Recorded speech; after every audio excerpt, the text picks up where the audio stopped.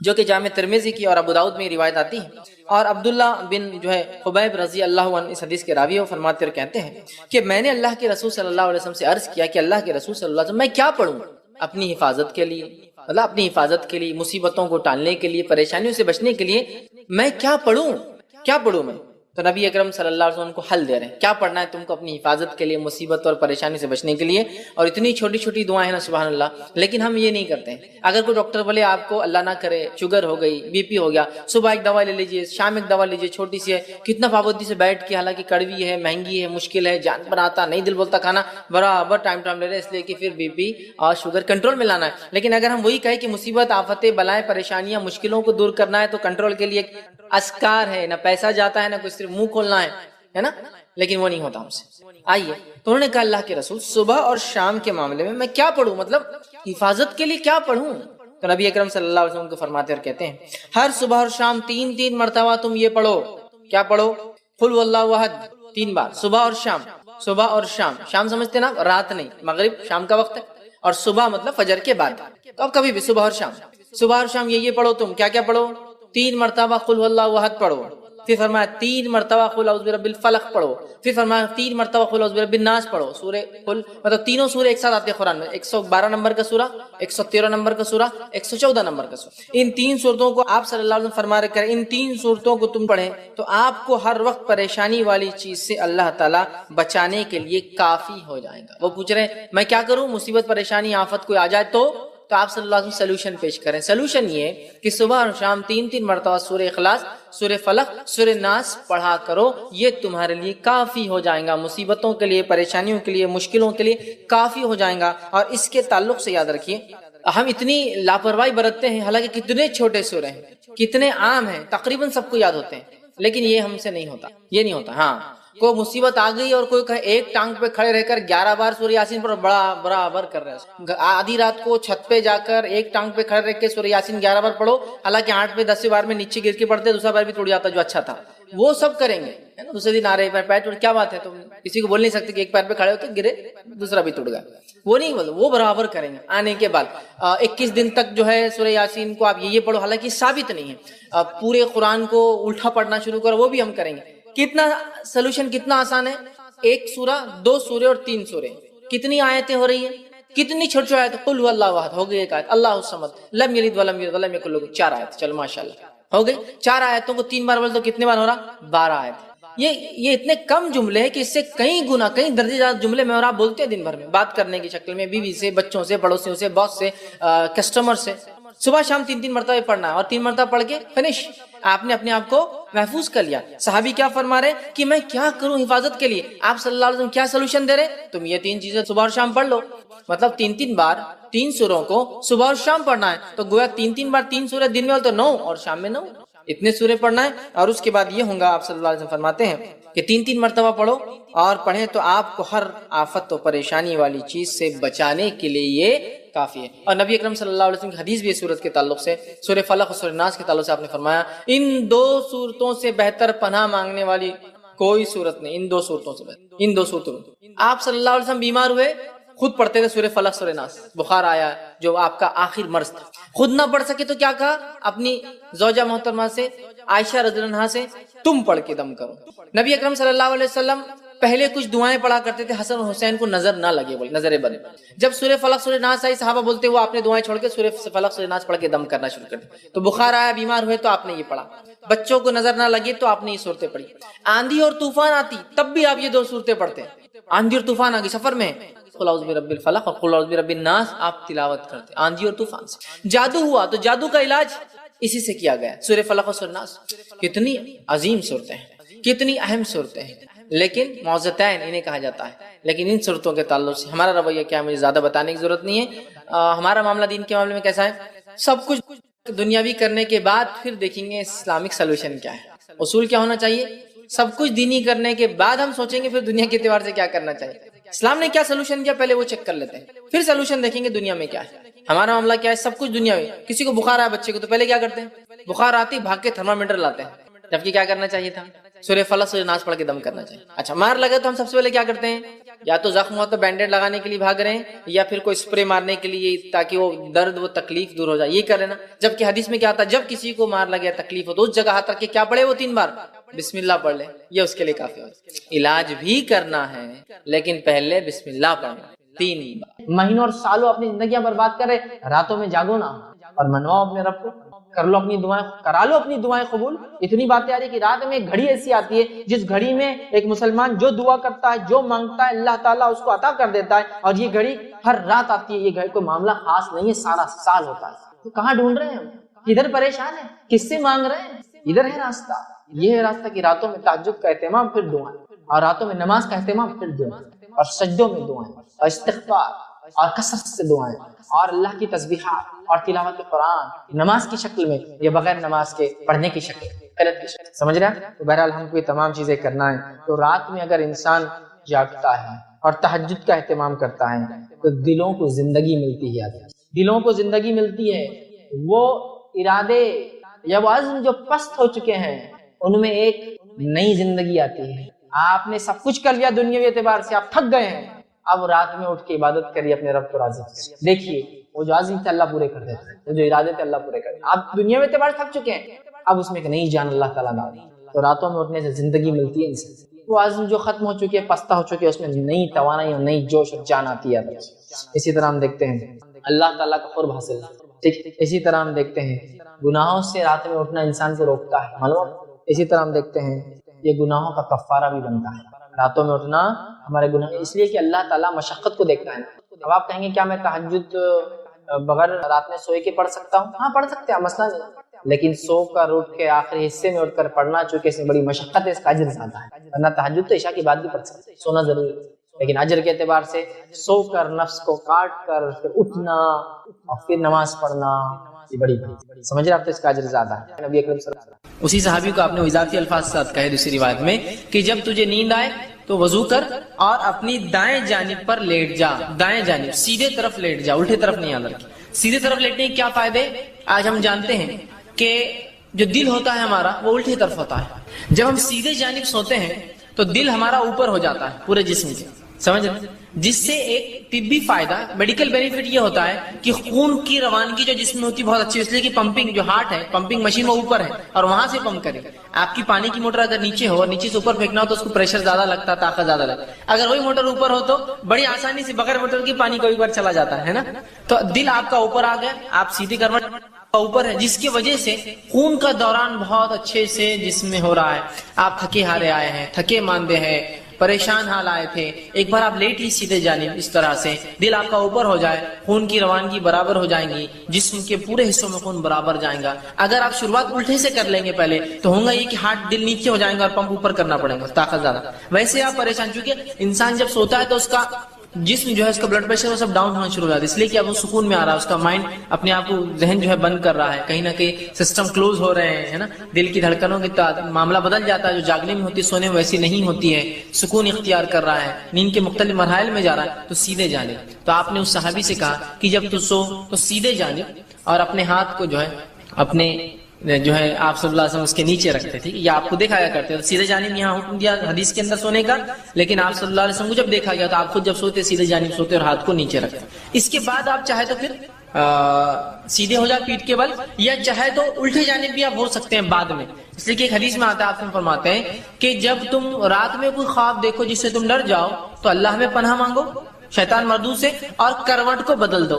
تو سیدھے ہے تو الٹا, الٹا ہے تو سیدھا. تو اس سے پتا چلا کروٹ بدلنے سے مراد یہ کہ آدمی الٹا بھی سو سکتا ہے, مطلب الٹے جانب. کہ تو یہاں اگر سیدھا سو رہا ہوں میں خواب دیکھ کے ڈر جاؤں تو میں کیا کروں گا, پھر الٹے جانب سوؤں گا. تو پتا چلا الٹا بھی سو سکتے, حرام نہیں ہے, یہ بھی جائز ہے, لیکن شروعات تو سیدھے سے ہوں گی, پھر بیچ میں بھی سو سکتے ہیں, پھر الٹا بھی سو سکتے ہیں. ٹھیک, تو یہ کرنا ہے ہم کو. ٹھیک, تو یہاں آپ صلی اللہ علیہ وسلم نے یہاں جو صحابی کو کہا کہ تم سیدھے جانب سے سونا شروع کرو. اسی طرح آپ صلی اللہ علیہ وسلم فرمایا کہ جب تو باوضو ہو کر بستر پر آ جائے تو دائیں ہاتھ کو سرہانہ بنا. یہ بھی حدیث کے اندر الفاظ ہے, یہ بھی متفق علیہ روایت. آپ نے کہا کہ سیدھے جانب سو جا اور اپنے سیدھے ہاتھ کو سرہانہ بنا. سرہانہ مطلب جس سے آپ ٹیک لے کر سوتے ہیں.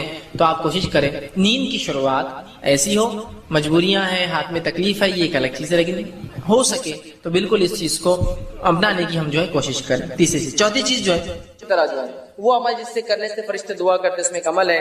نبی اکرم صلی اللہ علیہ وسلم پہ جو درود بھیجتا ہے فرشتے اس کے لیے دعائیں کرتے ہیں. نبی اکرم صلی اللہ علیہ وسلم جو درود بھیجتا ہے، مسند احمد کی روایت ہے جو عبداللہ بن عمر رضی اللہ عنہ اس کے راوی اور کہتے ہیں فرماتے ہیں جس شخص نے رسول اللہ صلی اللہ علیہ وسلم پر ایک مرتبہ درود پڑھا اللہ تعالیٰ اس کے فرشتے اس پر 70 مرتبہ درود بھیجتے ہیں. جس شخص نے ایک مرتبہ اللہ کے رسول صلی اللہ علیہ وسلم پہ درود بھیجا اللہ اور اس کے فرشتے 70 مرتبہ درود مطلب بمانا دعا اس کے لیے 70 مرتبہ دعائیں بھیجتے ہیں. بس بندہ اس کو چاہیے تو اس کو کم کرے چاہے تو زیادہ کرے. اب بندے کے اوپر ہے وہ کتنی دعا چاہتا ہے اور کتنی نہیں. جتنا زیادہ دعا چاہتا ہے اتنا زیادہ درود بھیجے، جتنی کم دعا چاہتا ہے اتنا کم درود بھیجے. تو اب بندے کے اوپر معاملہ ہے. تو ہمیں چاہیے نبی اکرم صلی اللہ علیہ وسلم پر بکثرت درود بھیجے، بکثرت جتنا ہو سکتا ہے، اس لیے کہ 70 مرتبہ اللہ اور اس کے فرشتے درود بھیجتے ہیں جو نبی اکرم صلی اللہ علیہ وسلم پہ درود بھیجتا ہے. آئیے ایک واقعہ سنیے. جو ہے ابی بن کعب جو ہے رضی اللہ عنہ جو ہے وہ فرماتے ہیں جامع ترمذی میں روایت آتی ہے وہ ایک مرتبہ اللہ کے رسول صلی اللہ علیہ وسلم کے پاس حاضر ہو کہا کہ میں نے کہا اللہ کے رسول صلی اللہ علیہ وسلم میں بہت زیادہ درود پڑھنا چاہتا ہوں تو آپ میری رہنمائی کریں کہ میں اپنی دعاؤں کے کتنے حصے کو درود پر مشتمل کروں اور کتنے حصے میں اپنے لیے دعا مانگوں. اور پھر انہوں نے کہا اور میں کتنا حصہ مخصوص کروں دعاؤں کے لیے کتنا حصہ آپ کے لیے. تو آپ نے فرمایا تو جت قدر چاہے اتنا جتنا پسند کرے کرے.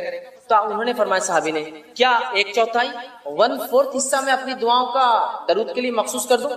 تو آپ نے فرمایا ٹھیک ہے جس قدر تو چاہے تمہارے لیے تو بہتر ہوگا.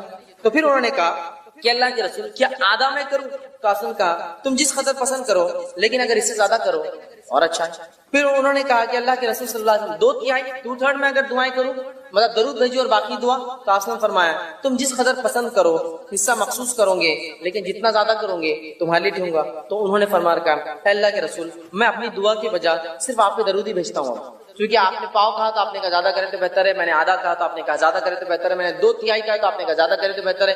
اب میں کیا کرتا ہوں صرف آپ کو درود بھیجتا ہوں. تو آپ نے فرمایا کہا تو پھر تو تمہارے غموں کی کفایت کی جائے گی. اگر تم نے صرف میرے اوپر درود ہی بھیجا اور دعا اپنے لیے نہیں مانگی تو پھر تو تمہارے غموں کی اللہ کفایت کر جائیں گا، جتنے غم اور پریشان کفایت کر جائیں گے اور گناہوں کو معاف کر دیا جائے گا. تو اس حدیث سے پتہ چلا نبی اکرم صلی اللہ علیہ وسلم درود بھیجنے سے غموں کی کفایت ہو جاتی ہے، ہر غم اللہ دور کر دیتا ہے اور اللہ تعالیٰ جو ہے ہمیں ہمارے گناہوں کو معاف کرتا ہے. تو ہمیں چاہیے کثرت سے نبی اکرم صلی اللہ علیہ وسلم درود بھیجے. دنیا کا بھی فائدہ اور آخرت کا فائدہ، دعائیں قبول ہو رہی ہے، معافی مل رہی ہے، فرشتے بھی دعا کرے، اللہ بھی درود بھیج رہا ہے. اور 70 مرتبہ ایک بار بھیجو 70 مرتبہ اللہ اور اس کے فرشتوں کی دعائیں. اسی طرح جو ہے تو دیکھیے 3 بار کرنا چاہیے. آئیے اسی طرح جو ہے نبی اکرم صلی اللہ علیہ وسلم جب لیٹ جاتے بستر پر سیدھے ہاتھ کے رخسار گلے کے نیچے اپنا ہاتھ رکھ لیتے تب یہ دعا پڑھتے.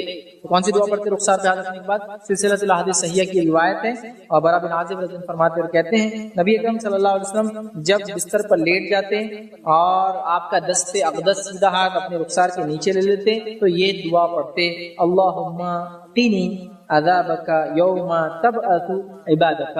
یہ دعا پڑھتے. دعا کے الفاظ یہ اور ترجمہ اے اللہ مجھے اس روز اپنے عذاب سے محفوظ رکھ جس روز تو بندوں کو اٹھانے والا ہے. اچھا یہ دعا کس لیے معلوم آپ کو؟ یہ دعا کی اشارہ بھی کیونکہ انسان جب سوتا ہے تو اٹھنا ضروری نہیں تو دعا کر کے سورے اللہ میری مغفرت کر دے، معاف کر دے میرے، تاکہ اگر اس حالت میں چلے جاؤں دنیا سے تو اٹھوں تو اس روز جو ہے میرے گناہ میں.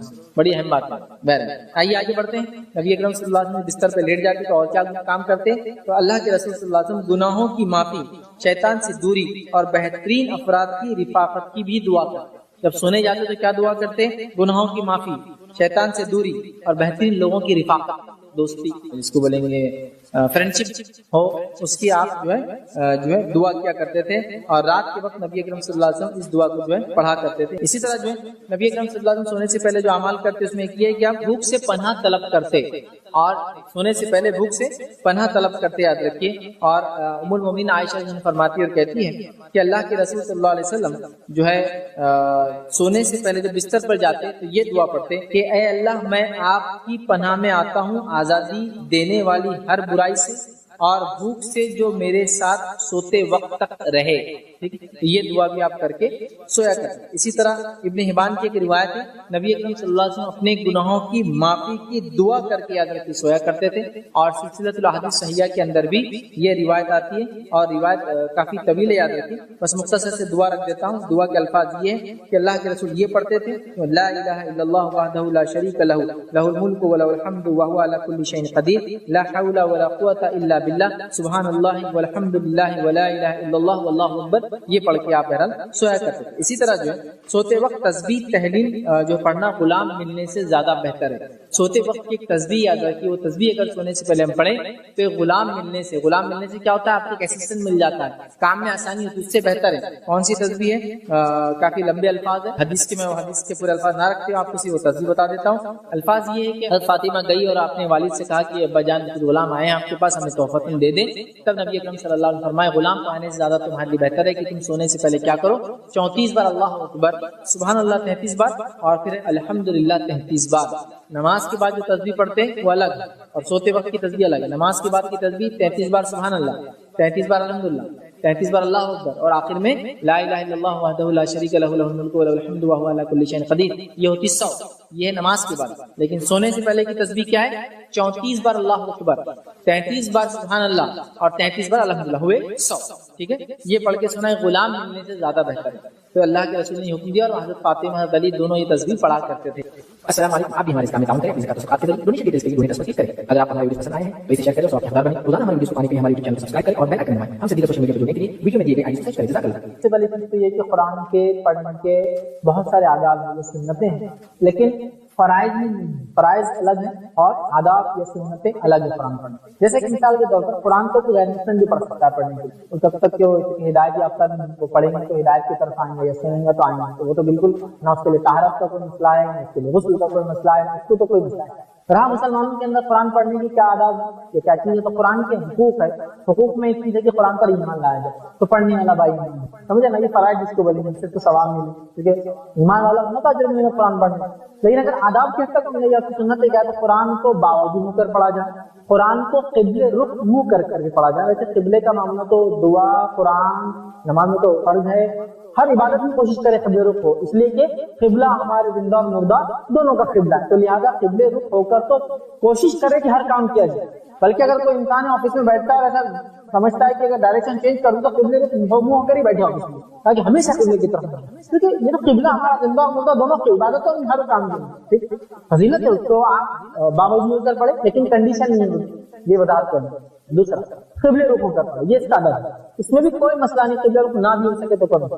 اس کے علاوہ عاجزی ہو، انکساری ہو، اللہ کا کلام پڑھ رہی سوچ کر پڑھے، اپنے اوپر خشیت طاری کرے، اللہ کی کوشش کرے کہ آواز کے اندر ایسا وہ ہو کہ جیسا انسان گڑگڑا رہا ہو، رو رہا ہو، یہ تمام چیزیں اس کے آداب ہیں۔ لیکن اس کو ہم فکس نہیں کر سکتے 1 2 3 4 5 6 7 8 9 10، لیکن جیسا آپ کا سوال ہے اس کی وجہ سے کلیریفیکیشن کے طور پہ میں دے سکتا ہوں مختلف، جیسا کیا سر ڈھک کر قرآن پڑھنا اس کا ادب ہے؟ تو ہاں سر ڈھک کر آپ قرآن پڑھ سکتے، لیکن کیا سر کو کھلا رکھ کے قرآن پڑھا بید بھی نہیں، سر کو کھلا رکھ کر قرآن پڑھنا بید بھی نہیں، دونوں چیزیں ایٹ دا سیم ٹائم۔ مطلب سر کو ڈھانکنا ویسے تو یہ اللہ کے رسول صلی اللہ علیہ وسلم کی دائمی سنت، آپ سر کو ڈھانکنا ہمیشہ ہاں کچھ دور میں کچھ جگہوں پہ آپ نے نہیں ڈھانکا، اور یہ عربوں کا ٹریڈیشن رہا۔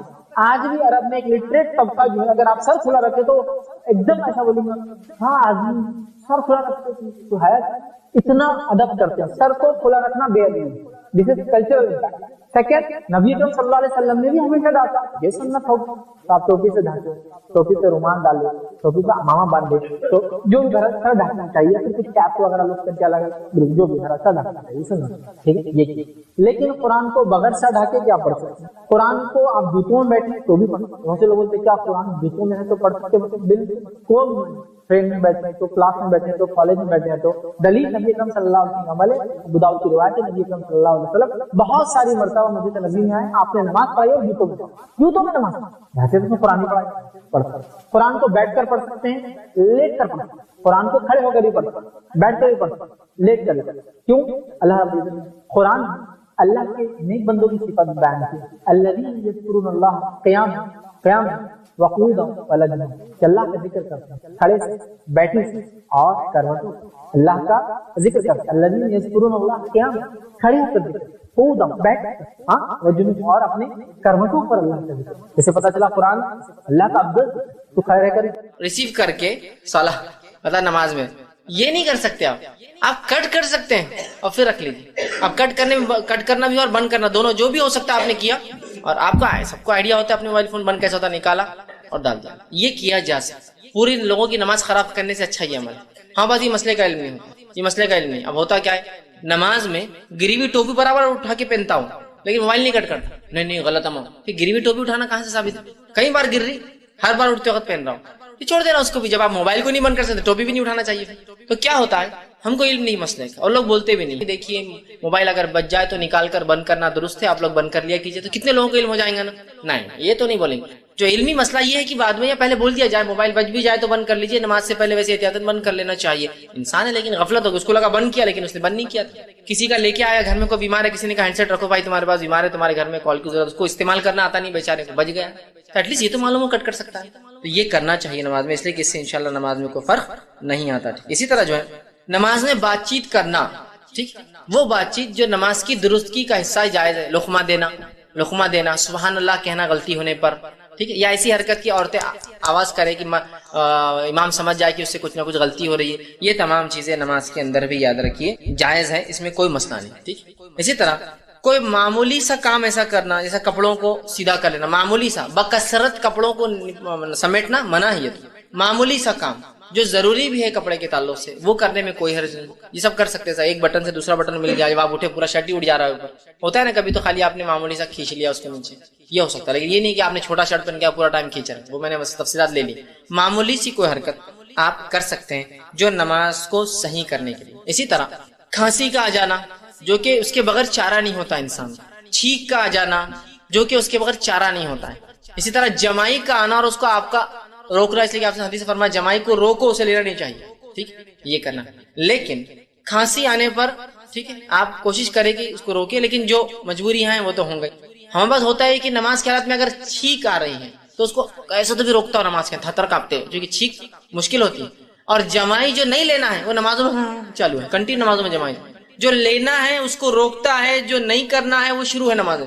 जमाई लेने से आप सल्लल्लाहु अलैहि वसल्लम ने मना किया, इसलिए कि आपने फरमाया जब एक मोमिन करता है तो शैतान उस पर सुस्ती तारी करता है, उम्मत को सुस्त, लिहाजा फरमाया जमाई ना लिया करो, और आ जाए तो मुंह पकड़ कर रोको, उसको मत नहीं लेना चाहिए उसको। तो छींक है, खांसी है, फितरी जो खामोखा डकारे नहीं लेना चाहिए, फितरी तौर से आगे एक अलग बात, उसको भी रोक सकते हैं आप, वो एक चीज से छींक मत रोके, छींक रोकने से बहुत सारे नुकसान होते हैं याद रखिए, लेकिन बाकी चीजों पर आप कंट्रोल कर सकते हैं चाहे, तो ये फितरी। इसी तरह मजबूरन खुजली, इतनी मतलब किसी को बीमारी है, खारिश है, या अचानक होती है कभी, तो थोड़ा बहुत कर लेना ठीक है, लेकिन कंटिन्यू अगर पूरी नमाज चलते रहेगा दुरुस्त नहीं होगा, ठीक, तो ये भी बहरहाल जायज। इसी तरह सफ बंदी और सफ दुरुस्त करने के लिए जो हलचल होती है तो सब भी जायज है। नबी अकरम सल्लल्लाहु अलैहि वसल्लम सही बुखारी की बात है, एक मर्तबा तहज्जुद के लिए रात में वजू करके खड़े हुए, अब्दुल्लाह इब्न अब्बास रजी अल्लाह अन्हुमा ये भी आए थे, आपसे कैसा रात में इबादत करते देखने, छोटे थे लेकिन देखिए आपने वजू किया, खुद भी वजू किया, आप सामने रकात बांधी, खुद भी आए वजू करके और रकात बांधी, और आकर आप सल्लल्लाहु अलैहि वसल्लम के उल्टे हाथ पे खड़े होकर रकात बांध ली।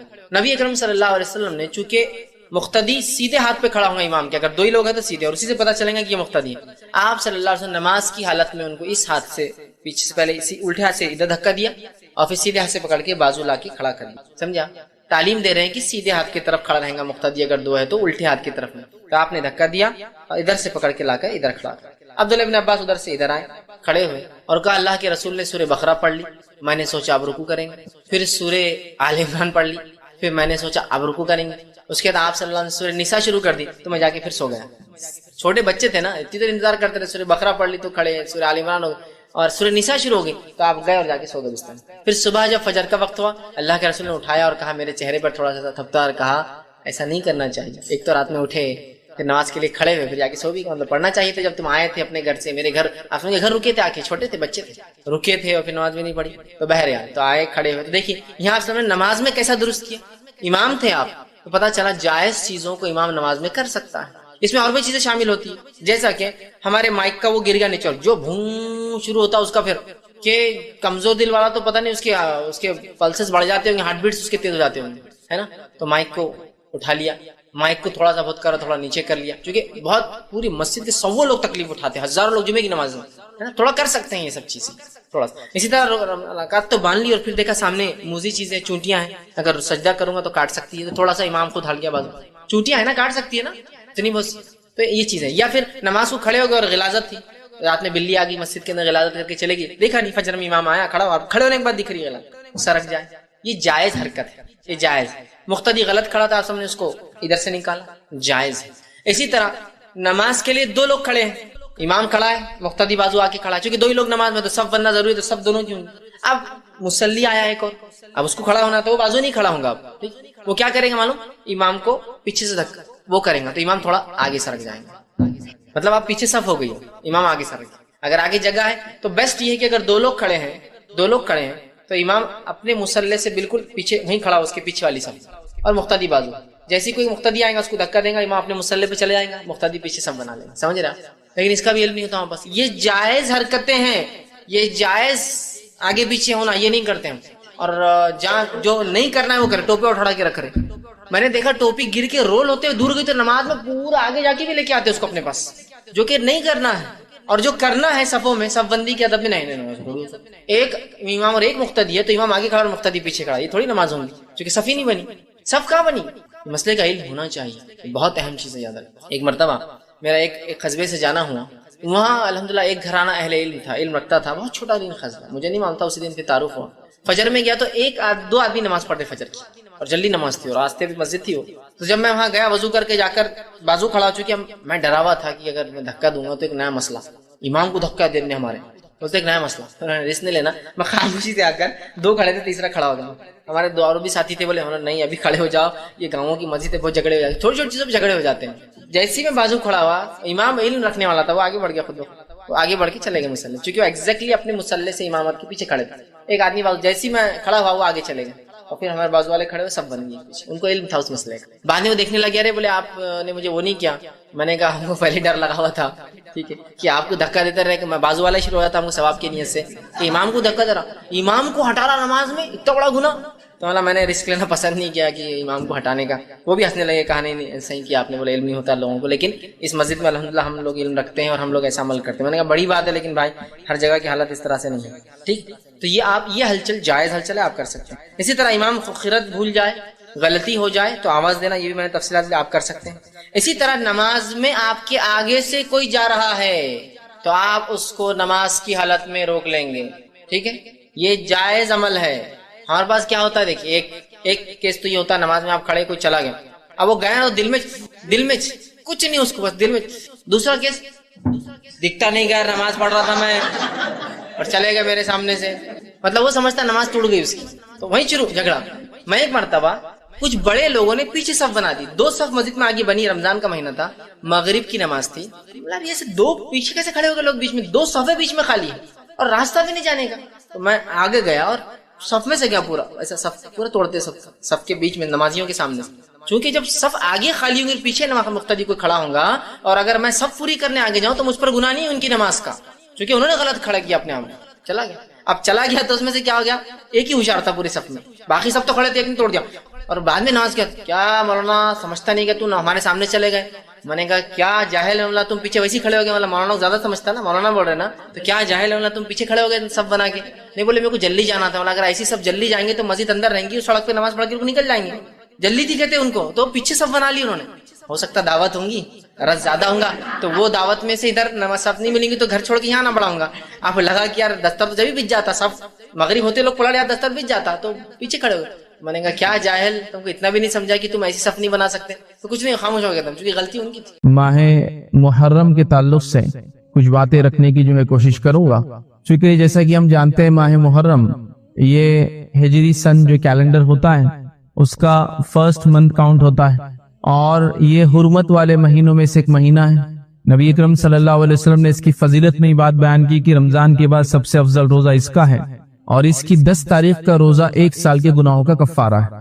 تو اگر دیکھا جائے تو کل مکمل طور سے میں نے ساری فضائل اس کے اندر اس ایک جملے کے اندر رکھ دی کہ جو محرم کی فضیلت ہے. لیکن محرم کے تعلق سے جیسا کہ ہم تمام لوگ جانتے ہیں یہ لوگ افراط و تفریط کے شکار ہیں.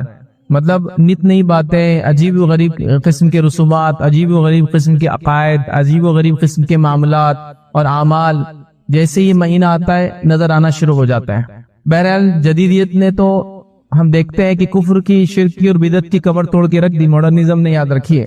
پہلے تو یہ حال تھا جب ہم لوگ چھوٹے تھے، مجھے اچھے سے یاد ہے کہ جب محرم کا مہینہ آ جاتا تھا تو محرم اور سفر یہ 2 مہینوں میں کوئی خوشی نہیں منائی جاتی تھی، کوئی رسومات نہیں منائے جاتے تھے، تو جتنے فنکشن ہالس وغیرہ ہوتے تھے سب مینٹیننس اور ریپیئر کے لیے چلے جاتے تھے، ان کے لیے یہی چھٹی کے دن ہوتے تھے، کیونکہ مسلمان ان 2 مہینوں میں خوشیاں نہیں مناتے، ان کو پتا ہے، لہٰذا وہ مینٹیننس ریپیئر ہوتے تھے۔ لیکن اب الحمدللہ جیسے جیسا علمی شعور بھی لوگوں میں آ رہا ہے، اور پھر جدید دور ہی ایسا، یاد رکھیے کہ سب ہر چیز کے لیے انتظار نہیں کیا سکتا ہے، جو صحیح بات ہے لوگ الحمدللہ اس کو لے رہے ہیں، اس پہ عمل کر رہے ہیں، لہٰذا بہت سارے یہ قسم کے رسومات تو اب ختم ہو گیا درخت، ورنہ بالکل یہ بات بالکل طے تھی کہ ایک مخصوص رنگ کے کپڑے، ایک مخصوص قسم کا چہرہ بنا لینا، اس کے بعد مخصوص قسم کے اعمال جو تقریباً سب کے سب شوق سے، غم سے، خوشی کے خلاف جو چیزیں ہوتی یاد رکھیے وہ سب کی جاتی تھی، یاد رکھیے۔ اور ہم نے تو اپنے بچپن میں اس مہینے کو غم کا مہینہ ہی سنا، اور رونے دھونے کا مہینہ سنا، ماتم کا مہینہ سنا، اور اس کے پیچھے ایک واقعہ یاد رکھیں، اس واقعے کی حقیقت ہے،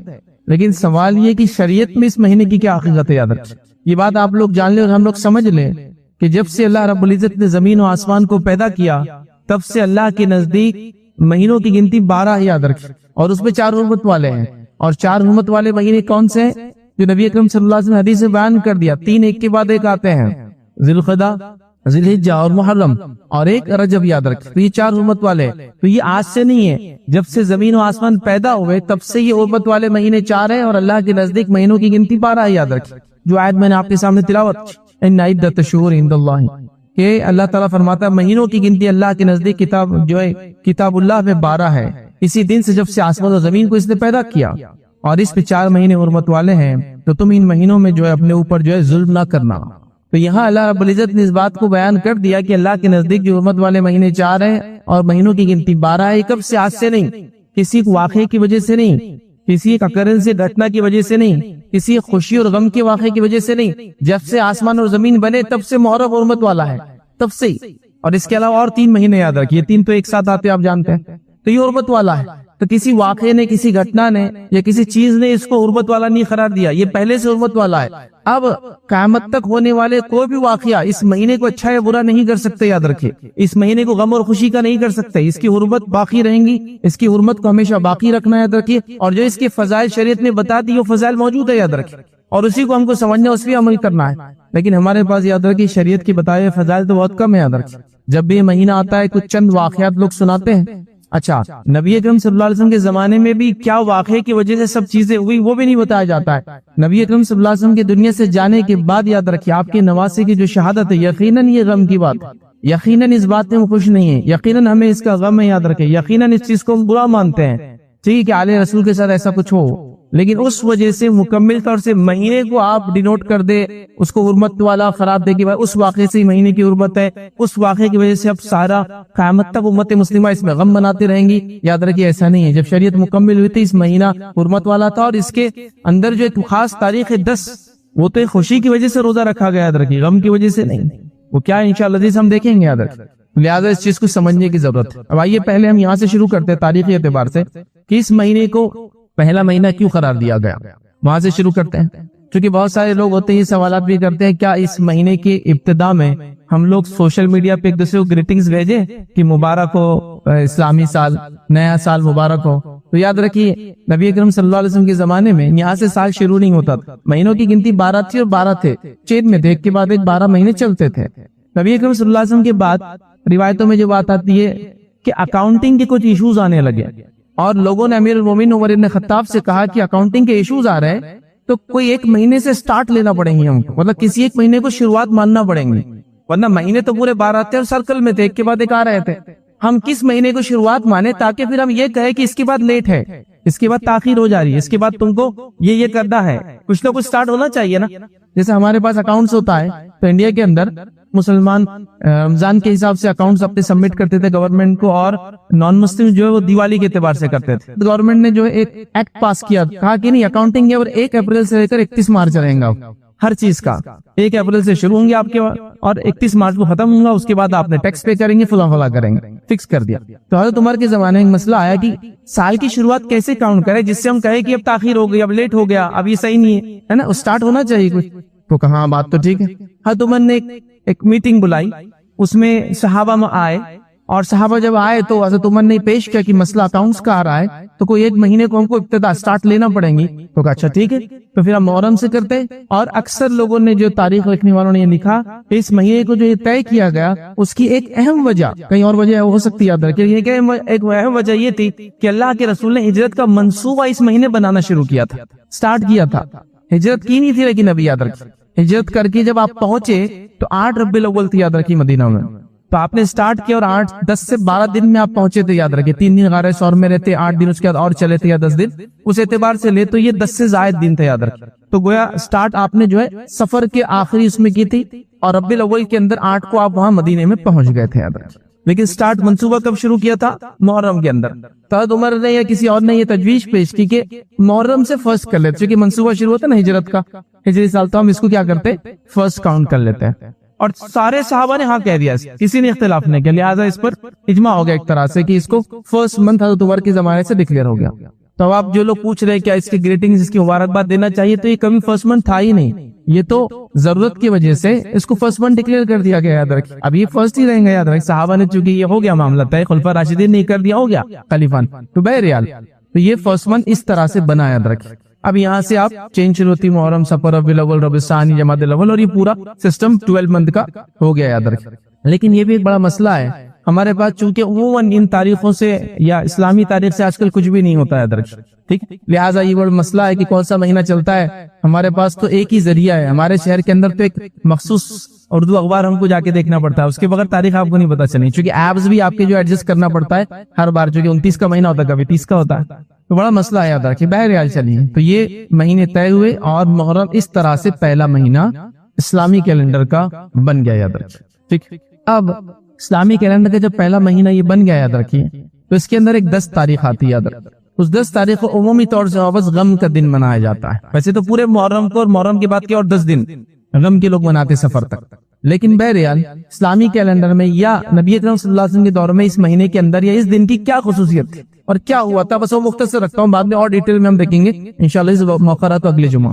تو یاد رکھیں، نبی اکرم صلی اللہ علیہ وسلم کی جب وفات ہوئی تو یہ تاریخ خوشی کے لیے منائیں گی 10، یہ بات یاد رکھ لیجیے۔ میں نے پہلے بات کہہ دی، نبی اکرم صلی اللہ علیہ وسلم کی نواسے کی جو شہادت ہوئی، ہم کو اس کا غم ہے، یاد رکھیے وہ چیز صحیح نہیں تھی، ہم خود کہہ رہے ہیں، لیکن جب نبی اکرم صلی اللہ علیہ وسلم کی وفات ہوئی تو یہ دن خوشی والا تھا۔ کیسے تھا؟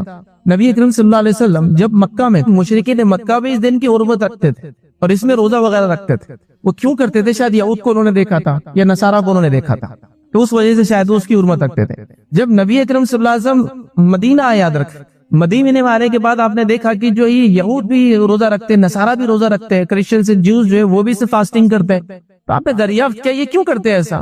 تو بتایا گیا کہ اللہ کے رسول صلی اللہ علیہ وسلم اس دن جو ہے موسیٰ علیہ السلام کو اللہ رب العزت نے جو ہے فرعون سے نجات دی تھی، تو لہٰذا یہود اور نصارہ اس کو عید کا دن مناتے ہیں، ان کی عورتیں نئے نئے زیورات پہنتی تھی، نئے کپڑے پہنتی تھی اور اس کی خوشی مناتے ہیں، اللہ نے نازل دی۔ تو اللہ کے رسول صلی اللہ علیہ وسلم فرمایا کہ موسیٰ پر یہودیوں ذات و حق ہمارا ہے، لہٰذا ہم بھی روزہ رکھیں گے۔ سمجھ گئے بات کو؟ تو یہود کیوں منا رہے تھے اس دن کو؟ خوشی۔ نبی اکرم صلی اللہ علیہ وسلم روزے کا حکم کیوں دیا؟ تاکہ ایک خوشی جو ہم سے پہلے مسلمانوں کو ملی تھی ہم اس خوشی کے اندر شامل ہو۔ اس سے پتہ چلتا ہے کہ مسلمان کی اخوت، بھائی چارہ بہت سٹرونگ ہے۔ یاد رکھیں کہ موسیٰ علیہ السلام کو کامیابی کب ملی تھی؟ نجات ملی تھی۔ یہودی منا رہے تھے، اللہ کے رسول جب پتہ چلا کہا کہ موسیٰ پر ہمارا ان سے زیادہ ہے، ہم منائیں گے اس کو، مطلب ہم بھی وہ شکرانہ ادا کریں گے۔ کیا شکرانہ؟ کہ اللہ نے بنی اسرائیل کو نجات دی تھی فرعون کے ظلم اور ستم سے، اور موسیٰ علیہ السلام لے کر ان کو نکل گئے تھے وہاں سے۔ سمجھ میں آگئی بات؟ تو یہ وجہ تھی۔ اس کے ساتھ ایک اور روایت میں الفاظ آتے ہیں، جب آخری وقت اللہ کے رسول صلی اللہ علیہ وسلم یہ کہا کہ اگر میں حیات رہا تو میں یہودیوں کی مخالفت میں ایک نہیں 2 روزے رکھوں گا، تاکہ ان کی مخالفت بھی، چونکہ یہودی خوش ہو گئے تھے کہ ارے محمد صلی اللہ علیہ وسلم بھی ہمارے حصہ کرے، تو آپ نے کہا میں ان کی مخالفت میں 2 رکھوں گا، 9 کا روزہ انشاءاللہ عزیز رکھوں گا۔ اور ایک روایت کے اندر یہ الفاظ کے 10 کے بھی 11 کی بھی الفاظ ہے، اگر 9 10 نہ ہو سکے تو 10 11۔ بہرحال یہ روزہ وغیرہ انشاءاللہ عزیز ہم اگلے جمعہ دیکھیں گے، اس کا اور بھی تفصیلات آئیں گی۔ تو بہرحال یہ بات تو بیسیکلی سمجھ میں آ گئی۔ اب آئیے اللہ رب العزت نے اس مہینے کے تعلق سے جو حرمت والا مہینہ اور 4 حرمت والے مہینوں میں سے ایک ہے، یا کیلنڈر کے اعتبار سے پہلا حرمت والا مہینہ ہے، یہ پہلا آتا ہے، دوسرا رجب آتا ہے، پھر ذی الحجہ آتا ہے، اور معاف کرنا ذی القعدہ آتا ہے، اور ذی الحجہ آتا ہے۔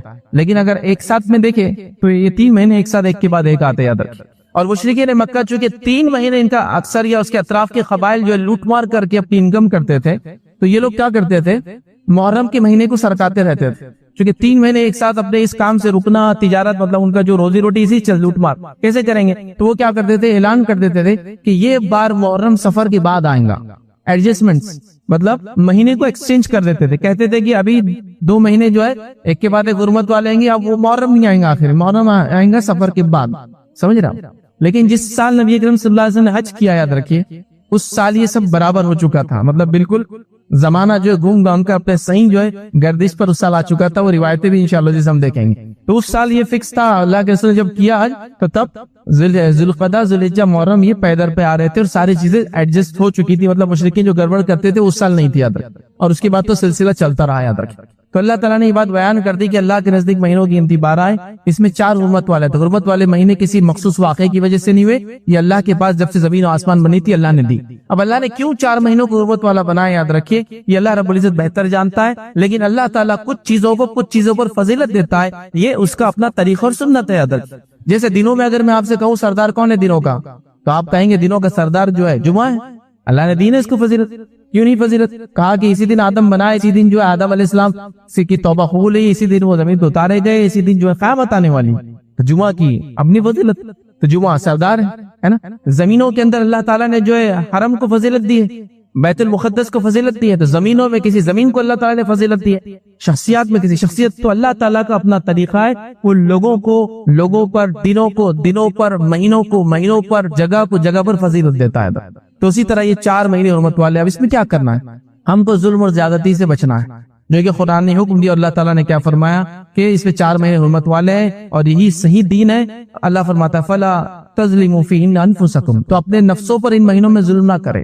ہمارا کام کیا، حرمت والے مہینوں میں ظلم نہ کرے، زیادتی نہ کرے، ٹھیک ہے، معصیت اور گناہ کے کام نہ کرے، نیکی میں زیادہ آگے بڑھے۔ تو کیا اس کا مطلب یہ کہ دیگر مہینوں میں ہم گناہ کر سکتے؟ نہیں، دیگر مہینوں میں بھی نہیں کر سکتے، اس مہینے میں بدرجہ اولی ہم کو نہیں کرنا ہے، مطلب معصیت گناہ تو ہمیشہ غلط چیز تو غلط ہمیشہ ہے، لیکن ان مہینوں میں بہت احتیاط کرنا ہے۔ حتیٰ کہ مشرکین مکہ بھی ان دنوں کی حرمت رکھتے تھے، یاد رکھیں، دور جہالت میں بھی، اسی لیے تو وہ لوٹ مار کے لیے اپنے مہینوں کو ایڈجسٹ کرتے تھے۔ ان دنوں میں جنگوں کی ابتدا نہیں کرتے تھے کبھی بھی، یاد رکھیں، اور نبی اکرم صلی اللہ علیہ وسلم نے بھی ان مہینوں میں جنگوں کی ابتدا نہیں کی، لیکن اگر کوئی آ جائے تو پھر اس کا دفاع تو کیا، لیکن ابتدا نہیں کی اپنے طرف سے۔ حرمت والے مہینے ہماری طرف سے شروعات نہیں ہونا چاہیے، ٹھیک ہے۔ تو بہرحال ان مہینوں کی یاد رکھیں، بڑی حرمت اللہ نے کہا کہ ان مہینوں میں اپنے اوپر ظلم ہم نہ کرے، یاد رکھیں، ٹھیک۔ اب آگے بڑھتے ہیں، یاد رکھیں نبی اکرم صلی اللہ علیہ وسلم فرماتے ہیں، متفق علیہ روایت ہے، اور متفق علیہ مطلب صحیح بخاری اور صحیح مسلم کی روایت، آپ نے فرمایا کہا بے شک زمانہ گھوم گھام کر اسی حالت پر لوٹ آیا ہے جس پر وہ اس وقت تھا جب اللہ تعالیٰ نے آسمان اور زمین کی تخلیق فرمائی تھی۔ تو کیوں کہا گھوم گھام کر آ چکا ہے؟ کیونکہ مشرکین مہینے کو شفٹ کرتے تھے محرم کو، تاکہ وہ 3 مہینے لوٹ مار سے نہ رکنا پڑے بول کر اس سال محرم سفر کے بعد آئیں گا اعلان کرتے تھے۔ تو اللہ کے رسول کا سب برابر ہو کے اب صحیح جگہ آ چکا ہے زمانہ۔ سال کے 12 مہینے جن میں 4 حرمت والے ہیں، 3 لگاتار آتے ہیں، یعنی ذی القعدہ، ذی الحجہ اور محرم، اور ایک رجب، یاد رکھیں۔ تو لہٰذا یہ 4 حرمت والے مہینے ہیں، ہمیں اس میں ظلم و زیادتی نہیں کرنا ہے، اور محرم کی سب سے پہلی فضیلت ہے یہ حرمت والا مہینہ ہے، ٹھیک ہے۔ اور اس کے انشاءاللہ ہم 7 فضائل دیکھیں گے کل، آج ہی نہیں اگلے جمعہ بھی انشاءاللہ ملا کر۔ تو اس کی پہلی فضیلت یہ حرمت والا ہے، لہٰذا حرمت والوں میں جو مہینوں میں جو کام کرنا ہے وہ کرنا ہے، گناہ اور معصیت سے بچنا ہے، اور نیکی میں اضافہ کرنا ہے، جسے میں کہوں گا فرائض تو کرتے ہی ہم لوگ، نوافل میں اضافہ کرنا ہے۔ اب وہ کیسے ہو سکتا ہے نوافل میں اضافہ؟ آپ نفل نمازوں کے ذریعے کریں، نفل روزوں کے ذریعے کریں، صدقات کے ذریعے کریں، اور دیگر سارے عمل جو آپ کرنا چاہتے ہیں، ایڈ کرنا چاہتے ہیں ان مہینوں میں، آپ بالکل ایڈ کر سکتے ہیں، اس میں کوئی مسئلہ اور کوئی حرج نہیں ہے۔ اسی طرح اس مہینے کی جو دوسری فضیلت جو ہمیں ملتی ہے، یاد رکھیے روایتوں میں یاد رکھیے، وہ یہ ہے کہ ان مہینوں میں ہمیں اپنے آپ پر ظلم نہیں کرنا ہے، جیسے کہ قرآن کی آیت ہم نے دیکھی تھی، اس میں اللہ نے فرمایا فَلَا تَظْلِمُوا فِيهِنَّ أَنفُسَكُمْ، کہ ہم لوگ اس مہینے میں اپنے نفس پر ظلم نہ کریں، تو لہٰذا ہمیں اس مہینے میں ظلم اور زیادتی سے بچنا چاہیے۔ یاد رکھیے قتادہ رحمۃ اللہ علیہ اس کے تعلق سے فرماتے اور کہتے ہیں کہ حرمت والے مہینے میں ظلم کرنا دیگر ماہ کی بنسبت ظلم کرنے سے زیادہ گناہ اور غلطی کا کام ہے۔ مطلب وہ کہتے ہیں کہ دیگر مہینوں میں گناہ کا گناہ ملتا ہے، لیکن ان مہینوں میں کرنا یہ زیادہ غلط کام ہے، یہ زیادہ گناہ کا باعث، زیادہ سزا کا انسان مستحق ہوں گے، اس سے بچنا چاہیے۔ پھر فرماتے اور کہتے ہیں اگرچہ ظلم کرنا ہر حال میں عظیم گناہ ہے، مگر اللہ اپنے امر میں سے جسے چاہتا ہے جو ہے عظیم بنا دیتا ہے۔ تو گناہ تو وہ کہہ رہے ہیں ظلم تو ہمیشہ گناہ ہے، لیکن اللہ چاہتا ہے جس میں سے جس مہینے کو اس نے فضیلت دی تو لہٰذا اس میں اور بڑا گناہ ہے، تو لہٰذا ان ماہ کے اندر ہمیں ظلم اور زیادتی سے بچنا چاہیے۔ یاد رکھیں ہمیں کوئی غلط کام نہیں کرنا چاہیے، ہمیں جو اپنے زندگی کو بدلنے کی کوشش کرنا چاہیے، اور یہ بات بڑی اہم ہے، یاد رکھیں اگر ان 4 حرمت والے مہینوں کو بھی ہم یاد رکھیں اور اپنی نفس کو ظلم و زیادتی سے ہم بچانے لگے تو یاد رکھیں جو آدمی 30 مطلب 90 دنوں تک 3 مہینے تک اپنے آپ کو ظلم و زیادتی سے بچائیں گا، انشاءاللہ اس امید نہیں کہ اگلی وہ زندگی پھر گناہ کریں گا، پھر تھوڑا بڑا کچھ گڑبڑ ہونے لگے تو پھر رجب کا مہینہ آ جائے گا، پھر تھوڑا سا اپنی اصلاح کریں گا، پھر اس کے بعد جو ہے 3 مہینے اس کے بعد آنے والے، تو لہٰذا یہ ہم کو اپنے آپ کو سدھارنے کا موقع یاد رکھیں جو اللہ رب العزت نے دیا ہے۔ لیکن جیسا میں نے کہا نا، چونکہ اسلامی کیلنڈر کا کوئی سسٹم ہی ہمارے پاس نہیں، تو کب یہ مہینے آ کر جاتے ہیں پتہ بھی نہیں چلتا ہے۔ ہاں جب وہ تھوڑا سا حج کا سیزن آئے تو پتہ چلتا ہے کہ ذی الحجہ چل رہا ہے، ذی القعدہ تو بس ایسے ہی چلا جاتا ہے، رجب بھی بہرحال ایسی کبھی آ کے چلا جاتا ہے، سوائے بدعتوں کی وجہ سے رجب مشہور ہے، کئی موقع ملا تو رجب کے بارے میں دیکھیں گے۔ اس وجہ سے نہیں کہ ہم کو بچنا ہے، معصیت نہیں کرنا ہے، گناہوں سے بچنا ہے، نیکی زیادہ کرنا ہے، ویسا نہیں۔ اور محرم بہرحال وہ بھی اپنا ایک غم کے لیے اور پتہ نہیں کیا کیا اس کے پیچھے عقائد ہے اس کے لیے مشہور ہے، تو لہٰذا ہم کو یاد رکھنا ہے چیزوں کو اور اس کا فائدہ اٹھانا ہے۔ آئیے تیسری بات دیکھیں گے اس مہینے کے تعلق سے، یہ ہے کہ اللہ کے رسول صلی اللہ علیہ وسلم نے اس مہینے کو جو ہے اللہ کا مہینہ قرار دیا ہے۔ یہ جو محرم کا مہینہ ہے یہ اللہ کا مہینہ یاد رکھیں، ٹھیک ہے۔ اور صحیح مسلم کی روایت ہے، نبی اکرم صلی اللہ علیہ وسلم فرماتے اور کہتے ہیں رمضان المبارک کے بعد اللہ کے مہینے محرم کے روزے سب روزوں سے جو افضل ہیں، اور فرض نماز کے بعد سب سے افضل نماز رات کی یعنی تہجد کی نماز ہے۔ تو یہاں نبی اکرم صلی اللہ علیہ وسلم فرما رہے کہ رمضان المبارک کے بعد اللہ کے مہینے محرم کے روزے سب سے افضل ہیں، تو شہر اللہ کہا آپ نے، اللہ کا مہینہ کہا اس حدیث کے اندر، تو محرم جو ہے یہ اللہ کا مہینہ یاد رکھ، شہر اللہ کا مہینہ، تو بڑا اہم مہینہ یاد رکھ۔ مطلب دیکھیں جس مہینے کو نبی اکرم صلی اللہ علیہ وسلم نسبت کر رہے ہیں اللہ کا مہینہ، تو کتنا اہم ہوگا یہ مہینہ یاد رکھیں۔ تو یہ اللہ کا مہینہ آپ صلی اللہ علیہ وسلم نے اس مہینے کو بیان کیا، یاد رکھیں، لہذا اس سے جو اس کی اہمیت جو ہے پتہ چلتی، یاد رکھیں۔ چوتھی بات جو یاد رکھی ہم کو محرم کے تعلق سے پتہ چلتی وہ یہ ہے کہ یہ حرمت والے مہینوں میں سب سے افضل مہینہ، یاد رکھیں حرمت والے مہینوں میں سب سے افضل مہینہ ہے۔ مطلب حرمت والے مہینے 4 ہیں، لیکن علماء لکھتے ہیں، کئی اقوال موجود ہے کہ حرمت والے مہینوں میں سب سے افضل مہینہ یہ محرم کا، یاد رکھیں، تو لہٰذا اس کی حرمت کو ہم بالکل پامال نہ کریں۔ لیکن کتنی افسوس کی بات ہے کہ اس مہینے کو ہم میں سے اکثر، میں نہیں کہہ رہا ہوں میں